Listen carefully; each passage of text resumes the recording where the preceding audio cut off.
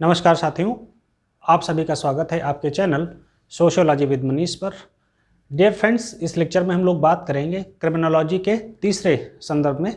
चूँकि ये वीडियो थोड़ा सा लंबा हो रहा है, हम लोग ये बात का ध्यान रखें कि कोई भी चीज़ हमसे छूटे ना एग्ज़ाम में। तो उस संदर्भ में मैं कोशिश करूँगा कि आपसे सभी चीज़ें टैकल हो जाएँ, सभी प्रश्नों का आप ठीक तरीके से जवाब दे पाने की स्थिति में हों। तो हम लोग बात करते हैं अपराध के शास्त्रीय सिद्धांत पर, यानी क्लासिकल थ्योरी जो है वो अपराध की क्या है, क्रिमिनोलॉजी की क्लासिकल थ्योरी क्या है। तो क्लासिकल थ्योरी में ये माना जाता है कि अगर कोई व्यक्ति अपनी खुशी के लिए, अपने आनंद के लिए, अपने मौज के लिए अपराध करे तो ऐसे जो है अपराधी को कहा जाता है कि वो अपराध की शास्त्रीय धारणा या शास्त्रीय परिभाषा के अंतर्गत आता है। जैसे कुछ उन्मुक्त अपराधी होते हैं, उन्मुक्त मतलब मस्त रहते हैं, उन्हें ये भी नहीं फर्क पड़ता कि अगर हम मर्डर कर देंगे, गोली मार देंगे, चोटिल कर देंगे किसी को या चोरी कर लेंगे तो हमें जेल में डाल दिया जाएगा, तो हमारे ऊपर कोई फ़र्क ही नहीं पड़ेगा, हम तो यहाँ भी लावारिस हैं वहाँ भी लावारिस हैं। तो ऐसे लोग खास संकट का कारण होते हैं, लेकिन इनके लिए ध्यान रखने की आवश्यकता होती है कि इनको कैसे जो है निपटा जाए। फिलहाल ऐसे अपराधी शास्त्रीय धारणा के अंतर्गत आते हैं। और अपराध की शास्त्रीय धारणा बताने वाले जो चिंतक हैं उनमें बेंथम, बेकेरिया और फायरबैक है। मित्रों, ये जो प्रश्न पूछा जाता है, भले ही आनंद के लिए पूछा जाए ना पूछा जाए, पर ऐसे प्रश्न दे देगा अपराध की शास्त्रीय धारणा से कौन से चिंतक संबंधित हैं, तो आपका जवाब बेंथम, बेकेरिया और फायरबैक हो जाना चाहिए। आप वो विकल्प टिक कर लें। फिर अपराध के भौगोलिक सिद्धांत पर आते हैं। अपराध के भौगोलिक सिद्धांत के बारे में क्वाइटलेट, मॉन्टेस्क्यू, कोहेन ने जो है व्याख्या की है और उन्होंने कहा है कि सर्द जलवायु की तुलना में गर्म जलवायु में अपराध अधिक होते हैं, क्योंकि व्यक्ति गर्मी के मौसम में थोड़ा ज़्यादा उग्र हो जाता है, उसकी मानसिक जो कंट्रोलिंग कैपेसिटी है, मेंटल कंट्रोलिंग कैपेसिटी है, वो काम नहीं करती, वो जो है आउट ऑफ द ट्रैक हो जाता है। तो गर्म जलवायु में ऐसा उनका मानना है कि ज़्यादा अपराध होते हैं। कौन है ऐसे थिंकर? क्वाइटलेट हैं, मॉन्टेस्क्यू हैं और जो है कोहेन है। मॉन्टेस्क्यू ने एक कंसेप्ट दिया है ब्लैंकेट थ्योरी का, है ना, तो इसे आप याद रखेंगे अगर पूछा जाए। और क्वाइटलेट ने ताप सिद्धांत दिया, अपराध का ताप सिद्धांत, temperature theory of crime given by Quetelet. अगले थिंकर हैं प्रारूपवादी सिद्धांत, जो प्रारूपवादी सिद्धांत है इससे जुड़े व्याख्याएं समझते हैं। इसमें कहा गया कि अपराधी विशेष प्रारूप देखकर, जो अपराधी को हम जो है विशेष प्रारूप में देखकर उसकी पहचान कर सकते हैं। ठीक है, तो इस पर तमाम और थिंकर्स ने भी कहा है कि जिसके हाथ लंबे हों, नुकीले उंगलियां हों, माथा अंदर की तरह धंसा हो, माथा चिपटा हो, वो व्यक्ति ज़्यादा अपराध कर सकता है। तो विशेष प्रारूप देखकर उससे समझ सकते हैं। और लम्ब्रोसो तो कहते ही हैं कि अपराधी जन्मजात होते हैं, बनाए नहीं जाते, बाई बर्थ होते हैं, क्रिमिनल बाई बर्थ। ये कोटेशन एकदम से मील का पत्थर है, बहुत पूछी जाती है। आगे बात करते हैं समाजशास्त्रीय सिद्धांत पर, अपराध के समाजशास्त्रीय सिद्धांत पर। इसमें कहा गया है कि अपराधी जन्मजात नहीं होते वरन समाज बनाता है या बनाए जाते हैं, समाज बनाता है या बनाए जाते हैं। समाजशास्त्रीय सिद्धांत कहता है कोई भी अपराधी जन्मजात नहीं होता, मैंने इसके पहले लेक्चर में भी बताया है, वो अपनी भौतिक परिस्थितियों से अपराधी बनता है। फिर आगे बात करते हैं विभेदक सहचर्य का सिद्धांत किसने दिया, तो ये सदरलैंड का कंसेप्ट है, विभेदक सहचर्य का सिद्धांत। ये है क्या मित्रों? विभेदक सहचर्य का सिद्धांत बेसिकली इस बात को जो है जस्टिफाई करता है कि आप जब अपराधी बनते हैं तो आप किसी न किसी संगत के कारण या सीख के कारण, लर्निंग के कारण, मान लो गलत लोगों के साथ रहने लगकर चोरी करना, मर्डर करने लग जाना, वो सब संगत और सीख का असर होता है, जिसकी वजह से आप अपराधी बनते हैं, विभेदक सहचर्य का सिद्धांत कहता है। और सदरलैंड की पुस्तक है प्रिंसिपल ऑफ क्रिमिनोलॉजी, इसमें ये उप संस्कृति के सिद्धांत को भी बताते हैं, उप संस्कृति के सिद्धांत की व्याख्या करते हैं। आगे बात करते हैं सामाजिक अलगाव के सिद्धांत पर। सामाजिक अलगाव का सिद्धांत जेफरी ने दिया है, ये कभी भी गलती से मार्क्स न लगाइएगा, जेफरी ने दिया है। और ये सामाजिक पृथक्करण को अपराध का कारण मानते हैं, यानी ऐसी स्थिति जिसमें किसी मनुष्य व्यक्ति को समाज में एकीकृत ना किया जाए, समाज से उसको बहिष्कृत रखा जाए, तो ऐसा व्यक्ति उन्मुक्त होकर अपराध की तरफ बढ़ सकता है। आगे बात करते हैं वैभिन्न अवसर का सिद्धांत। वैभिन्न अवसर का सिद्धांत ये दिया है कंसेप्ट क्लीवार्ड और ओहलिन ने, सीधा याद रखिएगा, विभिन्न अवसर का सिद्धांत क्लीवार्ड और ओहलिन ने। फिर है विभिन्न पहचान का सिद्धांत, दोनों अलग अलग चीज़ें हैं इसलिए साथ साथ लिख दिया है। विभिन्न अवसर का सिद्धांत क्लीवार्ड और ओहलिन ने, और विभिन्न पहचान का सिद्धांत दिया है डेनियल और लेजर ने। ये कहते हैं विभिन्न पहचान के सिद्धांत में से कहते हैं जैसे कोई व्यक्ति काल्पनिक दुनिया में जीने लगता है कि मैं जो है डॉन हूँ, मैं जो है छोटा डॉन टाइप हूँ, या मैं जो है दाऊद अब्राहिम हूँ, ये सब तरीके की अपने आप की कल्पना करके इस तरीके के अपराधों को अंजाम दे। और अगला कंसेप्ट है व्याधिकारी सिद्धांत। व्याधिकारी सिद्धांत मर्टन ने दिया है। ये कहते हैं सांस्कृतिक मूल्य और संस्थागत साधनों में जब विलोम संबंध होता है तो अपराध बढ़ते हैं। फिर बात करते हैं टाफ्ट के अनुसार। टाफ्ट तो ये कहते हैं अपराध के लिए संस्कृति उत्तरदायी है। अपराध के लिए सदैव संस्कृतियां उत्तरदायी होती हैं, यानी व्यक्ति जिस प्रकार की संस्कृति में जीवन जीता है वो उस प्रकार का अपराधी या उस प्रकार का मनुष्य बनता है। एग्जाम्पल के लिए, अगर झुग्गी झोपड़ी मलिन बस्ती में कोई रहने वाला बालक जिसके अभिभावक ना हों या उतने समझदार न हों, तो जाहिर सी बात है बच्चे में के लिए संदर्भ में संभावना है कि वो अपराधी हो सकता है।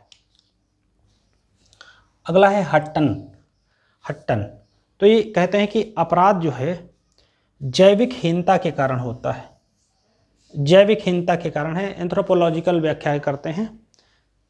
आगे हैं हेनरी गेरार्ड। ये मंदबुद्धिता को अपराध का कारण मानते हैं, यानी ऐसा व्यक्ति जिसकी सोचने समझने की क्षमता बहुत कमज़ोर है, वो एक तरीके से इंसैनिटी के मोड में है, तो वो अपराध कर सकता है, उसे सेंस नहीं होता है। फिर अल्बर्ट कोहेन का कंसेप्ट है विचलित उपसंस्कृति का सिद्धांत। विचलित उपसंस्कृति के सिद्धांत, और इनकी पुस्तक का भी नाम है delinquent boys the culture of the gang. Delinquent boy the culture of the gang. और हार्वर्ड बेकर एक थिंकर हैं, उन्होंने लेबलिंग की थ्योरी दी है, यानी हम किसी व्यक्ति पर जिस प्रकार से लेबल लगा देते हैं जिस उसके काम से जुड़ा, वो उसी प्रकार से सोचने समझने लगता है। तो इसको अगर हम समझें तो ये कहीं ना कहीं, अगर किसी व्यक्ति ने एक बार चोरी कर ली, उसे चोर चोर लगातार कहा जाए, तो फिर लगातार वो चोर हो सकता है, व्यावसायिक तरीके से चोर हो जाए धीरे धीरे, क्योंकि समाज निकलने नहीं देता उसके उस परेशानी से बाहर। आगे रोकथाम के उपाय हम देखेंगे कि रोकथाम के उपाय क्या हैं। सबसे पहला उपाय दुर्खीम की तरफ से देखते हैं। दुर्खीम क्या कहते हैं? दुर्खीम प्रतिकारी कानून की बात करते हैं। प्रतिकारी कानून जटिल समाजों की विशेषता है, यानी आधुनिक समाजों की विशेषता है। इसमें किसी घटना का मूल्यांकन इस प्रकार से किया जाता है कि घटना को जो व्यक्ति करता है, इसमें ये आधुनिक समाज में होता है। यहाँ पर जो कानून है वो दंड जो देता है वो फॉर्मल लॉ के हिसाब से देता है, फॉर्मल कानून, औपचारिक कानून के हिसाब से देखता है। यानी कि जैसे राजत्व का सिद्धांत यहाँ प्रभावी नहीं होता कि राजा दंड दे देगा या कुछ भी वैसे जो है अपनी इच्छा के अनुसार दंड देगा, यहाँ विधि के अनुसार दंड दिया जाएगा। फिर अगला है संपूर्णानंद। इन्होंने प्राचीर विहीन जेलों की बात करी है, यानी ऐसी जेलें जिनमें बाउंड्री ना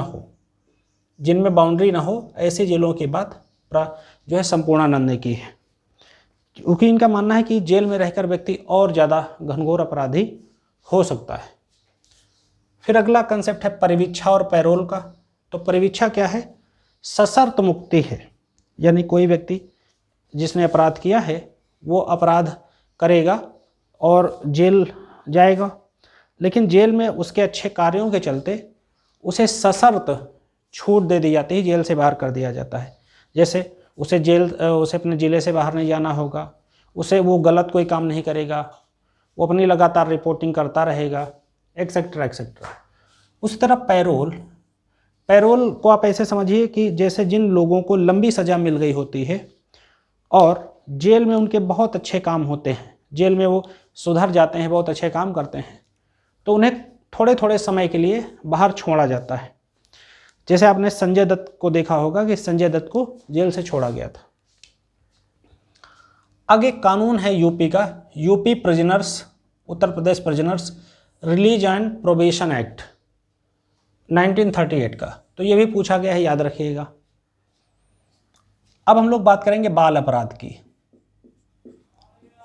बाल अपराध की बात करेंगे तो बाल अपराध के बारे में सेथना नामक सोशोलॉजिस्ट कहते, इनकी पुस्तक है सोसाइटी एंड द क्रिमिनल्स। इसमें वो कहते हैं कि ऐसे मतलब जो बाल अपराधी ऐसे बालक होते हैं या ऐसे बालक के काम होते हैं जो निर्दिष्ट आयु में आते हैं, यानी जैसे एक 7 से 16 साल तक का बच्चा, तो वो अबाल अपराधी की श्रेणी में शामिल होगा। फिर न्यू मेयर के अनुसार देखते हैं, इनकी पुस्तक का नाम है juvenile delinquency in the modern society, juvenile delinquency in the modern society. इसमें वो कहते हैं निर्धारित स्थिति से कम आयु, निर्धारित एज से कम आयु के बच्चे इसमें आते हैं, जैसे 16 साल से कम आयु के बच्चे, कम आयु के बालक इसमें आ जाएंगे। और फिर जुवेनाइल जस्टिस पर भी 1986 में कानून बनाया गया जिसमें 16 साल तक के बच्चों को बाल अपराधी माना गया है। अब बाल अपराध के हम लोग प्रकार पर बात करते हैं, तो पहला प्रकार दिया है हावर्ड बेकर ने।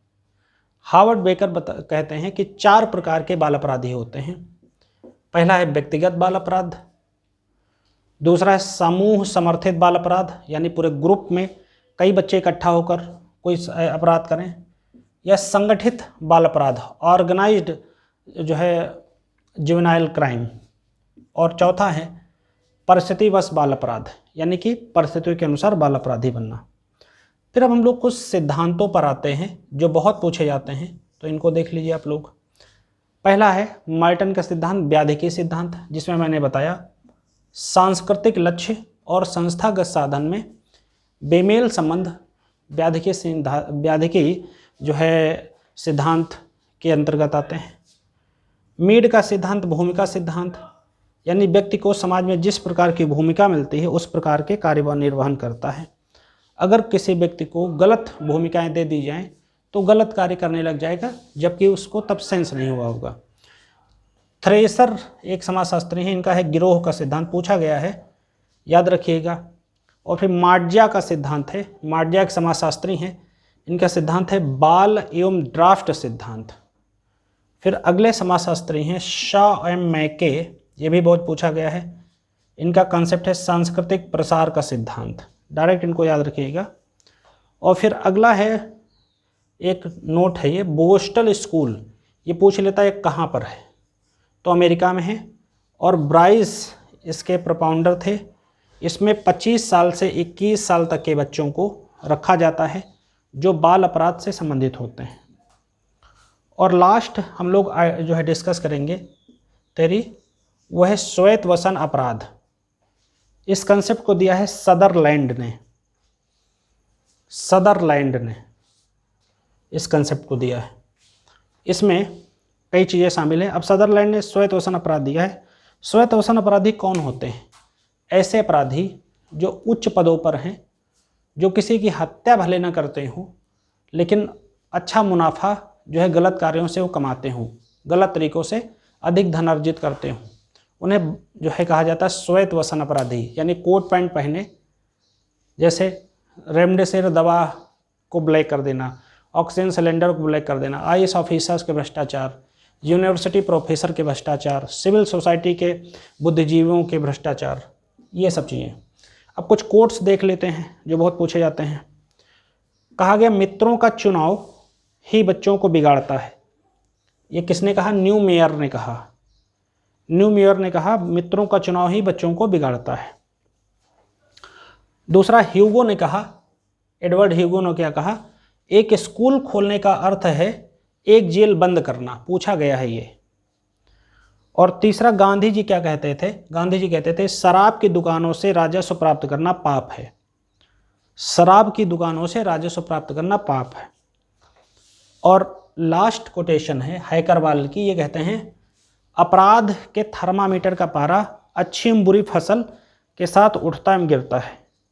यानी जब समाज में बेहतर स्थितियां होंगी तो अपराध कम होगा, जब समाज में बुरी स्थितियां होंगी तो अपराध अधिक होगा, क्योंकि स्थितियां ही लोगों को प्रभावित करती हैं, यानी भौतिक जगत लोगों को प्रभावित करता है। तो डियर फ्रेंड्स, हमारी ये सीरीज़ कंटिन्यूटी में के क्रम में है। आप लोग हमारे साथ ज़्यादा से ज़्यादा जुड़ें, अपने लोगों को, मित्रों को बताएं। Thank you very much. जय हिंद।